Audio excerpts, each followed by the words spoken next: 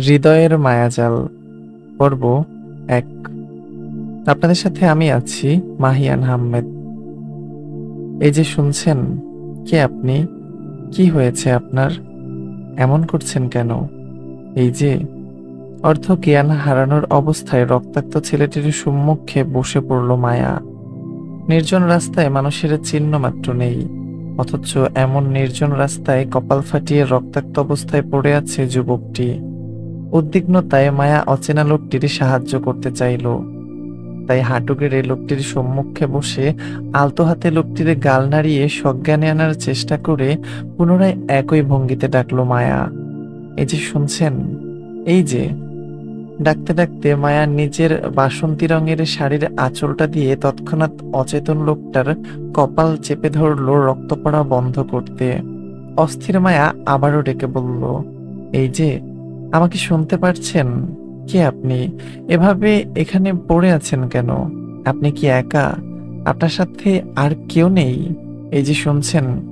মায়ার অনবরত ডাকে অর্ধ বেহুশ লোকটি নিভে যাওয়া দুর্বল চোখে তাকাতে চাইল।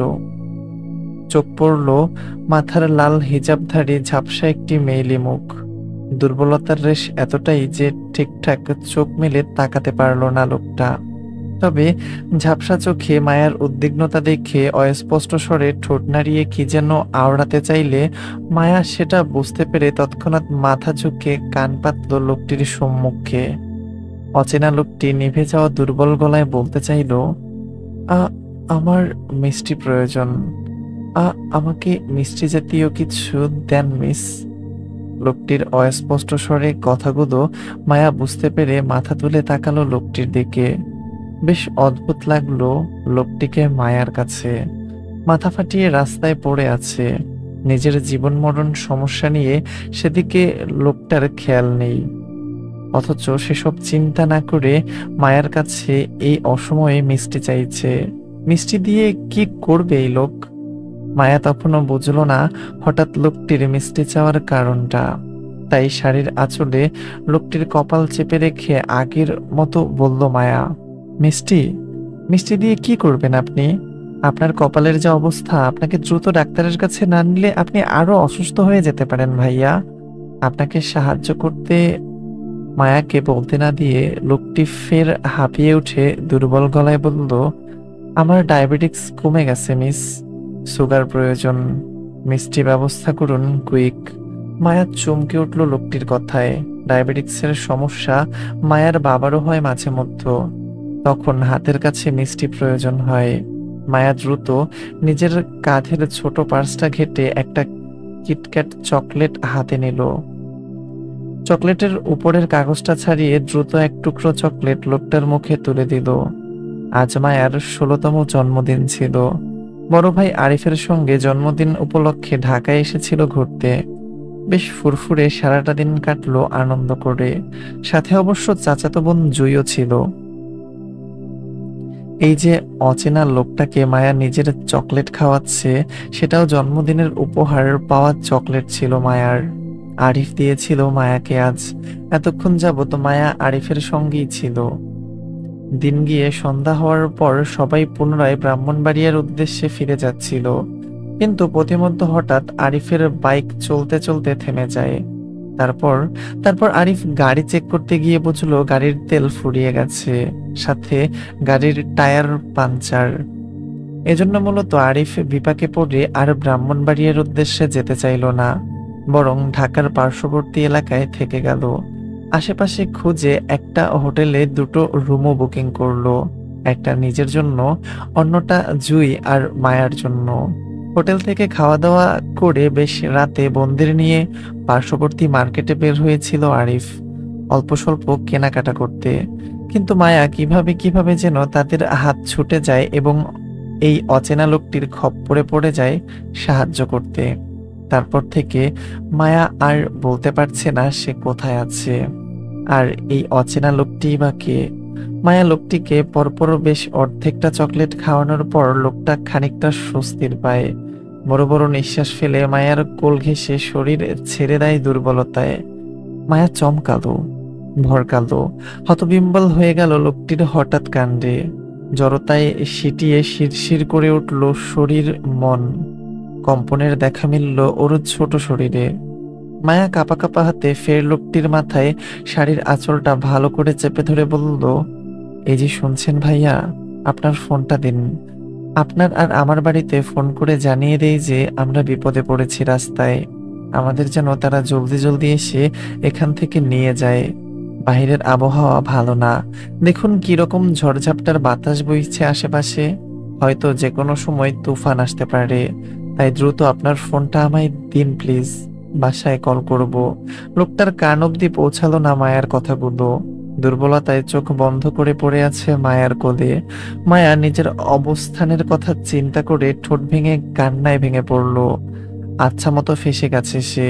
না নিজের একটা ফোন আছে, আর না লোকটা কিছু বলছে। এদিকে রাতটা অনেক বেশি হয়ে গেল। তার উপর আবার আকাশের অবস্থাটাও বেশ খারাপ। যে কোনো সময় আকাশ ফেটে বৃষ্টি নামলো বলে প্রবল বাতাসে ফুটপাতের ধুলো পর্যন্ত গোল গোল ঘুরছে। এমন অবস্থায় মায়া চোখে মুখে অন্ধকার দেখছে অচেনা লোকটিকে নিয়ে এই মাঝ রাস্তায়। মায়া প্রবল কান্না পেল অসহায়ত্বে। সে নিজেও এই শহরের রাস্তাঘাট চেনে না। বর্তমানে যে জায়গায় মায়া বসে আছে সে জায়গাটার নামটাও জানা নেই ওর। মায়া কিভাবে কি করবে বুঝতে পারছে না আপাতত। শূন্য মস্তিষ্কে অসহায়ত্ব প্রকাশ করে ঠোঁট ভেঙে এবার কেঁদেই ফেললো। তারপর অচেনা লোকটিকে একা ছেড়ে গেল না। মায়া চলে যেতে চাইলেও সেই রাস্তা বন্ধ, কারণ এখানের কোনো কিছুই মায়ার পরিচিত নয়। দেখা গেল এই লোকটাকে রাস্তায় ফেলে সে চলে গেল, কিন্তু কিছু দূর যেতেই আরো বড় কোনো বিপদের সম্মুখীন হয়ে গেল।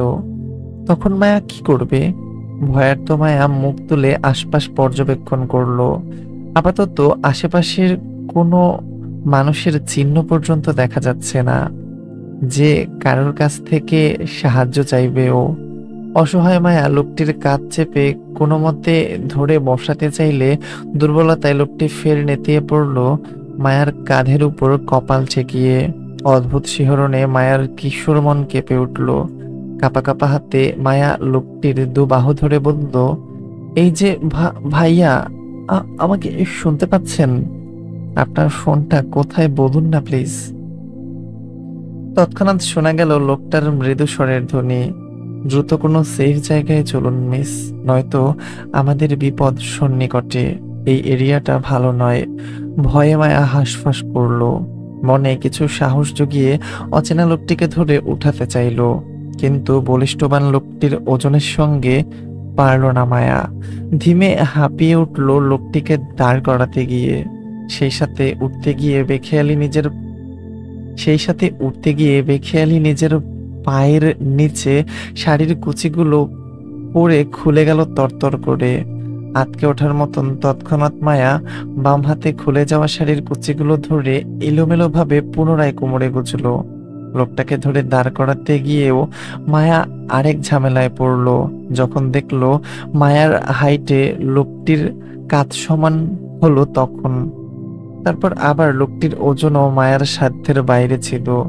এত বড় মানুষকে কিভাবে মায়া কাঁধে ভর দিয়ে সামনে এগোবে যদি সে লোকটিকে পুরোপুরি নাগালি না পেল? অসহায় মায়ার এবারে বেশ ছুটে কান্না পেল। মায়া আর একটু লম্বা হলে কি এমন হতো? অন্তত লম্বার জোরে না হয় এই লোকটিকে এই মুহূর্তে ঠিকঠাক সাহায্য করতে পারত। মায়া ভাবনার মাঝে পুনরায় আটকে উঠল যখন বুঝতে পারলো অচেনা লোকটি মায়ের কাঁধ চেপে নিজের ভর ফেলেছে মায়ের উপর। লোকটি বেশ লম্বা হওয়ায় মায়ের দিকে অনেকটাই ঝুঁকে পড়তে হয়েছে তাকে। মায়া তরতর করে কেঁপে উঠে বাধা দিতে চাইলে বুঝতে পারলো লোকটির অবস্থা আরো খারাপ হয়ে যাচ্ছে ক্রমাগত। লোকটি নিজের দুর্বলতায় ঠিকঠাক দাঁড়াতে পারছে না বলে সে মায়ের উপর নিজের ওজন ছেড়ে দিচ্ছে ধীরে ধীরে।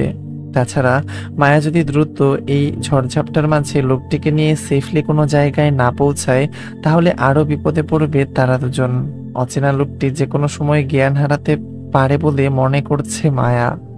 অসহায় মায়া নিজের কাঁধের উপর লোকটির হাত চেপে ধরে সামনে এগোলো।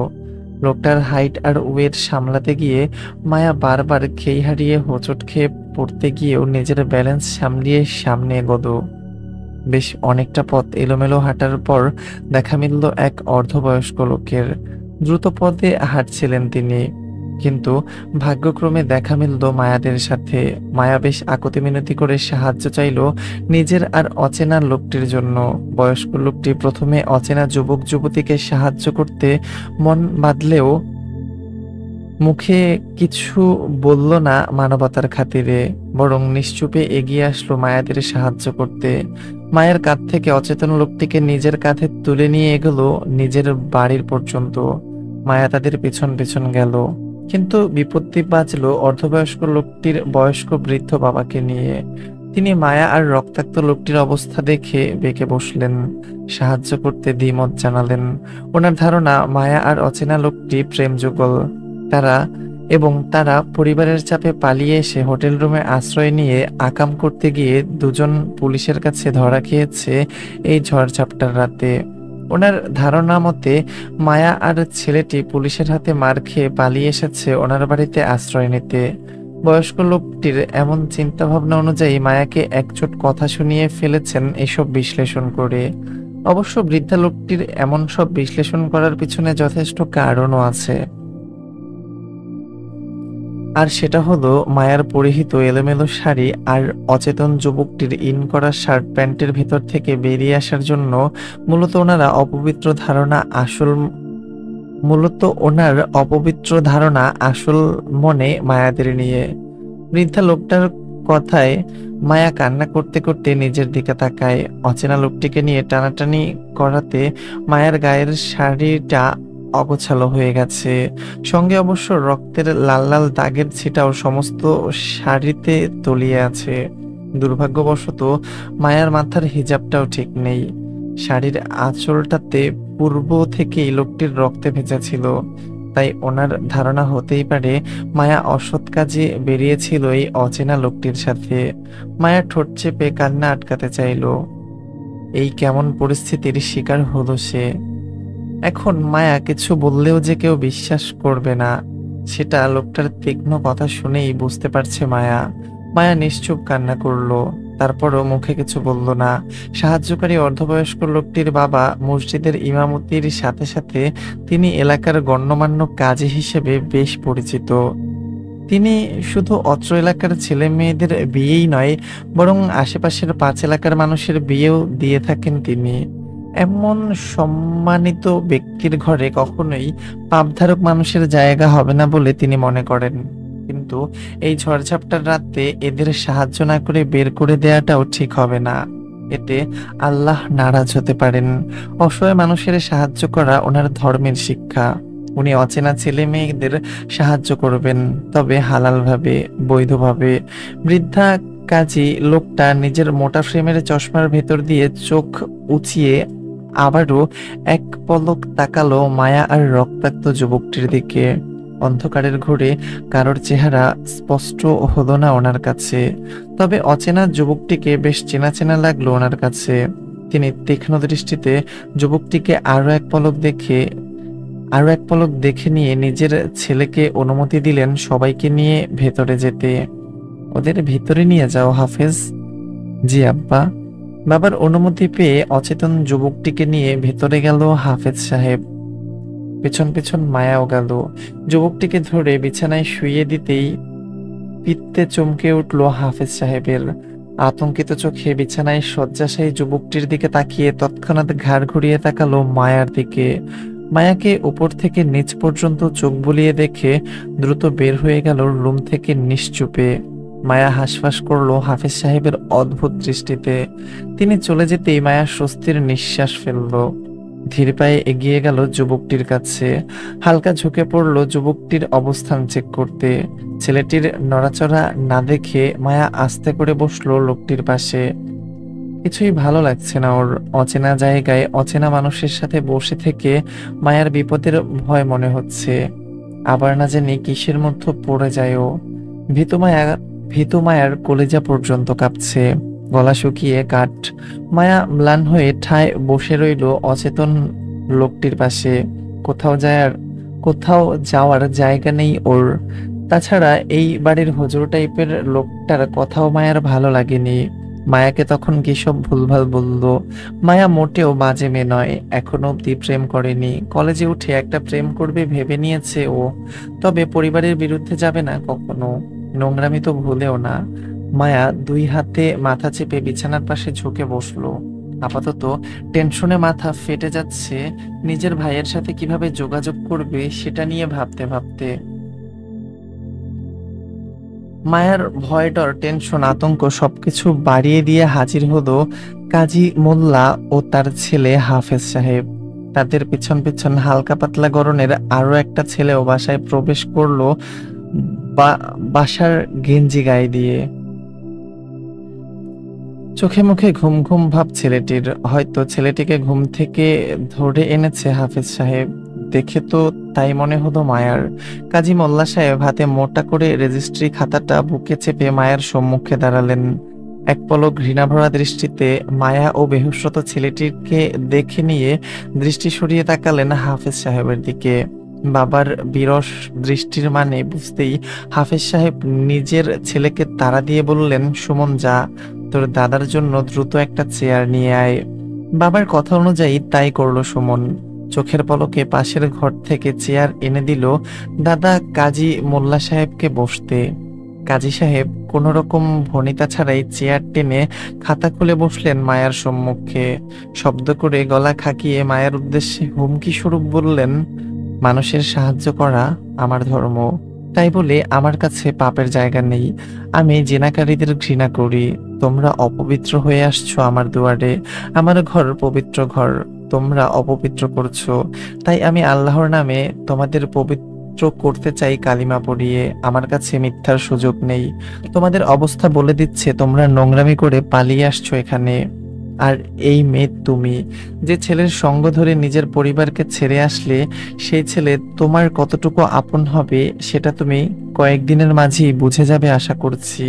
এই ছেলে যে কারোর আপন না সেটা পুরা দেশ জানে। ক্ষমতার অহংকার যার রন্ধ্রে রন্ধ্রে, সে তোমাকে কতটুকু ভালো রাখবে আল্লাহ জানে। যাই হোক, আল্লাহ তোমার সহায় হোক। আমি এখন বিয়ে পড়াচ্ছি, সুন্দরভাবে বিয়েটা শেষ করো, নয়তো আজ তোমার ক্ষমতাধর প্রেমিকও প্রাণ নিয়ে বাসায় ফিরবে না।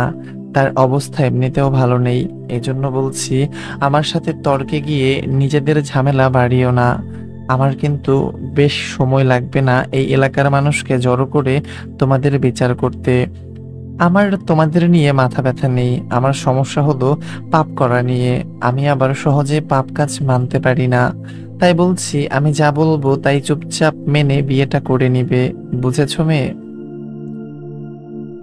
চশমার ফাঁকে চোখ উঁচিয়ে তাকালো মায়ের দিকে কাজী সাহেব। মনোভাব অত্যন্ত শক্ত ওনার। বিরক্তির সাথে সাথে রুষ্টও তিনি। যদি মায়া ওনার কথা না শুনে, তাহলে যে কোনো সময় শক্ত কিছু ঘটিয়ে ফেলতেও দ্বিধাবোধ করবেন না তিনি। তারপরও পাপটা মেনে নিবেন না সহজে। মায়া হতভম্ব হয়ে তাকিয়ে রইল বৃদ্ধ কাজের দিকে। কোথা থেকে কোথায় চলে গেল এই লোক? মায়া কখন কিসের পাপ করলো? উপকার করা কি পাপ নাকি? কারোর উপকার করা তো নেকির কাজ। তাহলে মায়া পাপী হলো কিভাবে? ভীত মায়া আরো সিটিয়ে গেল ভয়ে। এতক্ষণের দম এতক্ষণের দমে রাখা কান্নাটা কুপিয়ে কেঁদে উঠল ততক্ষণে। মায়ের হঠাৎ কান্নায় ধমকে উঠলেন কাজী সাহেব। মায়া ভয়ে আরো সিটিয়ে গেল, মুখের ভেতর শাড়ির আঁচল চেপে বসে। মায়ার তখনও জানা নেই কিভাবে জটিল পরিস্থিতি সামাল দিতে হয়, পরিস্থিতির ফ্যাসাদে পড়লে কিভাবে বাঁচতে হয়। অতিরিক্ত ভয় পেলে মায়ার শুধু বুক ফেটে কান্না আসে, এখনো তাই আসছে। মায়া ভয়ে জড়সড় হয়ে বসলো। কাজী সাহেব কালিমা পড়াতে পড়াতে মায়াকে শক্ত গলায় কবুল বলতে বললেন। মায়া ধমক খেয়ে ভয়ে কান্না করতে করতে কবুল বলে দিল। কিন্তু কাজী সাহেব অর্ধ বেহুশ ছেলেটিকে কবুল বলতে বললেন। তখন ছেলেটি ওই অবস্থায় ঘোরের মাঝে ৩ কবুল বলে ফেলল। মায়াদের বিয়ে সম্পূর্ণ হলো। কিন্তু মায়া একটা জিনিস লক্ষ্য করলো, কাজী সাহেব মায়ার স্বামী নামক লোকটির থেকে কোনো রকম নাম ঠিকানা করলেন শুধু মায়াকে ছাড়া জিজ্ঞেস করলেন না, শুধু মায়াকে ছাড়া। যেন তিনি পূর্ব থেকেই ছেলেটির বাপ-দাদার নাম জানেন এবং সেই অনুযায়ী তিনি নিজেই সবকিছু লিখে নিয়েছেন কাবিননামায়।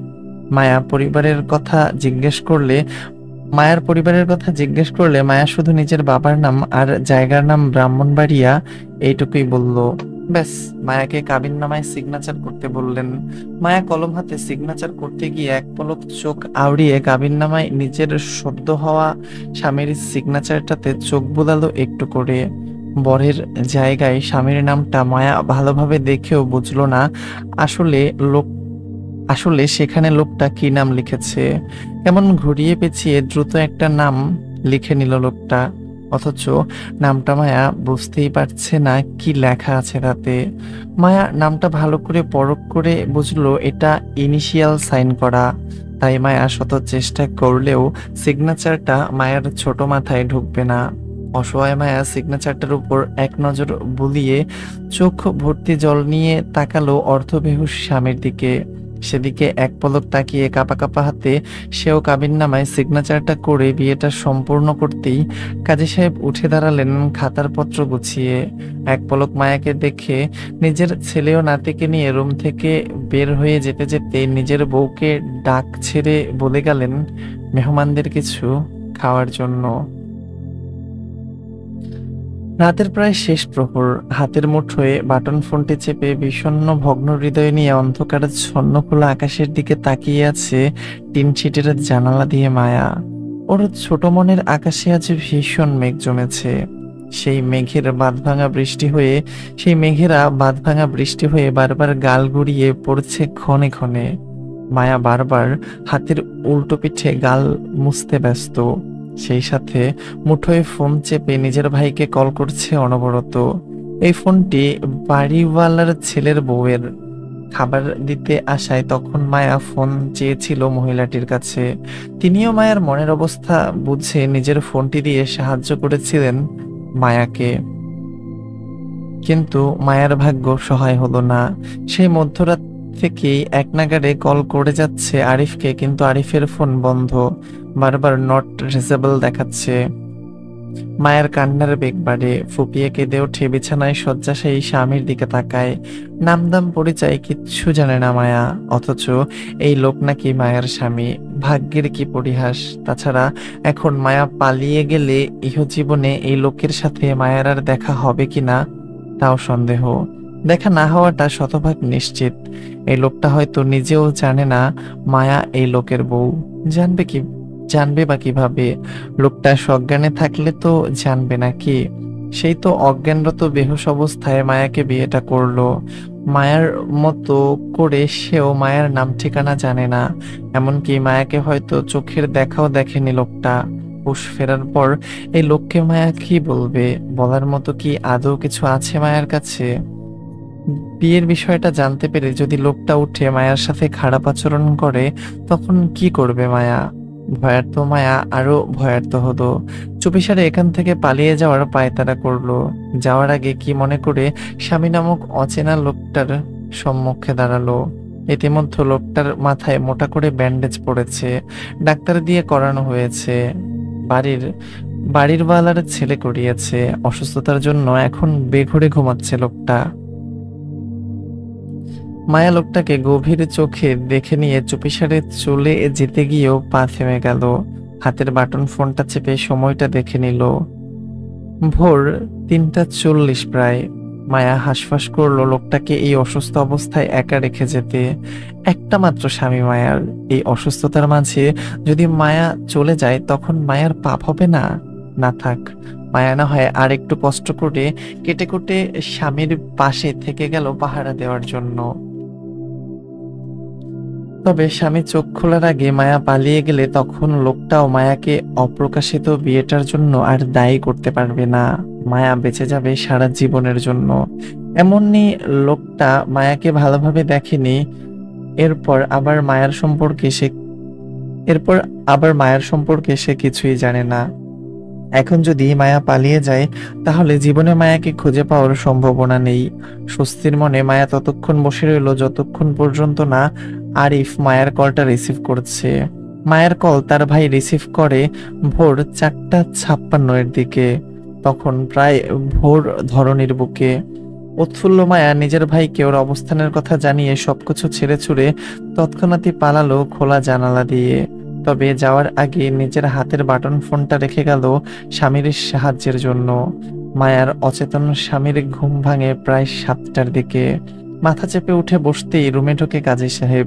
তীক্ষ্ণ দৃষ্টিতে রুমের আশেপাশে তাকিয়ে মায়ার খোঁজ করে বলল, মেয়েটি কোথায়? গম্ভীর কণ্ঠ কানে আসতে ভারী মাথা চেপে চোখ তুলে কাজী সাহেবের দিকে তাকালো ছেলেটি। মাথা ব্যথায় মাথা ব্যথায় এমনই মাথা হ্যাং হয়ে আছে, তার উপর আবার অপরিচিত জায়গায় অপরিচিত মানুষের মুখে অপরিচিত কোনো মেয়ের খোঁজ তার কাছে করছে ভেবে বিরক্তিতে খানিকটা কপাল কুঁচকে আসে ছেলেটির। সে উত্তর করলো না, বরং মাথা চেপে বলল, আমাকে এখানে কে নিয়ে এসেছে? আমার ছেলে। কাজী সাহেবের কথার পিঠে তেমন কিছু বলল না যুবকটি, শুধু একটু করে বলল, একটা ফোন পাওয়া যাবে? কাজী সাহেব তীক্ষ্ণ দৃষ্টিতে ছেলেটির হাবভাব বোঝার চেষ্টা করে বলল, তোমার সামনেই রাখা আছে, দেখো। ছেলেটি চোখ আউড়িয়ে নিজের সামনে থেকে মায়ার রেখে যাওয়া বাটন ফোনটি হাতে তুলে নিতে চাইলে কাজী সাহেব আবারও মায়ার খোঁজ করে বলল, তোমার সাথের মেয়েটি কোথায়? ফোনটি হাতে নিতে নিতে কপাল কুঁচকে তাকায় কাজী সাহেবের দিকে ছেলেটি। মূলত সে তখনও বুঝতে পারছে না তাকে বারবার কার কথা জিজ্ঞেস করা হচ্ছে। কিসের মেয়ে? অকপটে সোজাসাপটা উত্তর করলো কাজী সাহেব, তোমাকে নিয়ে রাতে যে মেয়েটি এসেছিল এখানে, আমি তার কথা জিজ্ঞেস করছি। সে কোথায়? তাকে দেখছি না কেন? ছেলেটি কপাল কুঁচকে কিছুক্ষণ ম্লান থেকে মনে করার চেষ্টা করলো আসলে কাজী সাহেব কার কথা বলতে চাচ্ছে তাকে। কয়েক সেকেন্ডের মধ্যে স্মরণে আসলো একটা ঝাপসা লাল হিজাবধারী মেয়েলি মুখ। রাস্তায় দেখা হয়েছিল মেয়েটার সাথে তার। দুর্বলতায় ঠিকঠাক মেয়েটার ফেসটাও দেখা হয়নি তার। এরপর থেকে সে নিজের হুঁশে ছিল না বলতে গেলে, অথচ এখন সকাল হতে না হতেই সেই মেয়েটির খোঁজ তার কাছে করছে। অদ্ভুত তো, যে মেয়েটিকে দেখেনি জীবনে সেই মেয়ের খোঁজ কিভাবে দেবে সে? বিষয়টি সে তেমন একটা আমলে না নিয়ে স্বাভাবিক ভঙ্গিতে বাটন ফোনে নাম্বার টাইপিং করতে করতে অকপটে অকপটে উত্তরে বলল ছেলেটি, আমি জানি না সে কোথায়। কাজী সাহেব খানিকটা অসন্তোষ গলায় বলল, তুমি জানো না মানে? যুবকটি বাটন ফোন টাইপ করে কাউকে মেসেজ পাঠিয়ে দুর্বল শরীরে উঠে দাঁড়ালো। আপাতত নিজের গন্তব্যের জন্য বের হবে সে, এখানে আর এক মুহূর্ত নয়। কিন্তু কাজী সাহেব বারবার তীক্ষ্ণ দৃষ্টি এড়িয়ে পকেটে দু হাত গুছতে গুছতে বলল, ছেলেটি আপাতত বলতে পারছি না আপনার অনুসন্ধানকৃত মেয়েটি কোথায়, আর না তার খোঁজ আমি নিতে ইচ্ছুক। আমি চলে যাচ্ছি, আমাকে সাহায্য করার জন্য ধন্যবাদ। যুবকের কথায় খানিকটা তেতে উঠলেন কাজী সাহেব। তিনি চেনেন এই পাষাণ ছেলেকে। খান পরিবারের নিহাল চৌধুরীর বড় ছেলে আব্রাহাম রিদ খান।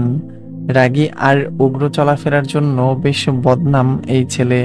ক্ষমতার জোরে মাটিতে পা পড়ে না এই ছেলের। তবে মেইলি বাজে বিষয়ে কখনোই খান পরিবারের কাউকে জড়াতে শোনেননি তিনি। এমনকি এই রিদ খানকেও কখনো কোনো মেয়েকে নিয়ে জড়িয়ে কিছুর বদনাম শোনা যায়নি। তিনি মনে করেন খানবাড়ির মানুষজন আর যেমনই হোক না কেন, তাদের বাড়ির বউরা অত্যন্ত মর্যাদা নিয়ে চলাফেরা করেন সমাজে। হয়তো এই ছেলের ক্ষেত্রেও তাই হবে, বউকে সম্মান দেবে। কিন্তু এই ছেলে সকাল হতে না হতেই রাতে বিয়ে করা বউকে অস্বীকার করছে। কাজী সাহেব অত্যন্ত রুষ্ট গলায় হৃদের উদ্দেশ্যে বললেন, মেয়েটি তোমার বউ, স্বামী হয়ে তার খোঁজ রাখা তোমার দায়িত্ব। তাছাড়া মেয়েটা বেশ ছোট, দুনিয়া সম্পর্কে তার ধারণা নাই থাকতে পারে। এজন্য বলছি, স্বামী হয়ে তার খেয়াল রাখা উচিত। কপাল কুঁচকে কাজী সাহেবের দিকে তাকিয়ে থাকলো হৃদ। একটা অচেনা মেয়ে তার বউ হয় কিভাবে? হৃদ ভাবলো, হয়তো রাতে হৃদের সাথে মেয়েটিকে দেখে কাজী সাহেব ভুল ভাবছেন যে মেয়েটি তার বউ হতে পারে। হৃদ কাজী সাহেবের ভুল ধারণা ভাঙার চেষ্টা করলো না। এত বেশি কথা সে কারোর সাথে বলার প্রয়োজন মনে করে না। তার এখানে কোনো কাজ নেই বিদায় তার এখানে কোনো কাজ নেই বিদায় সে এখান থেকে চলে যাওয়াই তার এখানে কোনো কাজ নেই বিদায় সে এখান থেকে চলে যাওয়াই উচিত মনে করে। কাজী সাহেবকে পাশ কাটিয়ে চলে যেতে চাইলে তৎক্ষণাৎ কাজী সাহেব হৃদকে আটকিয়ে পকেট থেকে একটা কাবিননামার কাগজ বের করে হৃদের হাতে ধরিয়ে দিয়ে তিনিও নিশ্চুপে রুম ত্যাগ করলেন। হৃদ কপাল কুঁচকে হাতের কাগজটির দিকে তাকাতেই এক আকাশ সমান বিস্মিত পড়ে গেল যখন দেখলো বরের জায়গায় তার নিজস্ব সিগনেচার করা। হৃদ খানিকটা চমকানোর সাথে বিরক্ত বোধ করলো এমন হুটহাট অপ্রকাশিত বিয়ের জন্য। হাতের কাবিননামাটায় তীক্ষ্ণ দৃষ্টিতে চোখ বুলিয়ে বউয়ের নামটা দেখে নিল এক পলক।